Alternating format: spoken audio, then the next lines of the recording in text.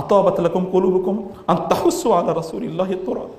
তোমরা কেমনে আল্লাহ রাসূলের তার শরীরের উপর তোমরা মাটি ছিটালা, তোমরা কেমনে তার কবরে রাখলা? এটা কিভাবে পারলা? তোমরা পারলা কিভাবে আল্লাহ রাসূলকে কবরে রেখে আসতে? সাওবানের চেহারা দেখে রাসূল বললেন, সাওবান তোমার চেহারাটা এরকম কেন? বলি, ইয়া রাসূলুল্লাহ, আমার চেহারাটা এরকম কারণ যখন মন খারাপ হয় দৌড়ে আসি আপনাকে দেখার জন্য, আপনাকে দেখলে মনটা ভালো হয়ে যায়। কিন্তু একবার চিন্তা করলাম, আপনি যখন মারা যাবেন তখন মন খারাপ হলে কাকে দেখতে আসবে?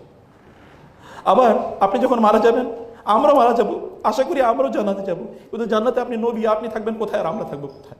তিনি সেখানে লুটিয়ে পড়লেন রাসূলের কপালের উপর, তিনি একটা চুমু দিলেন এবং তিনি সেখানে কাঁদলেন। কেঁদে সেখান থেকে তিনি বের হয়ে গেলেন। বের হয়ে তিনি মানুষের উদ্দেশ্যে বললেন, হে লোকেরা, তোমরা যারা মুহাম্মাদের ইবাদত করতে অথবা করতে মনে চাও, তোমাদেরকে মনে রাখতে হবে মুহাম্মদ মারা গেছেন। কিন্তু তোমরা যারা আল্লাহর ইবাদত করো তোমরা মনে রাখবে আল্লাহ মারা যান না।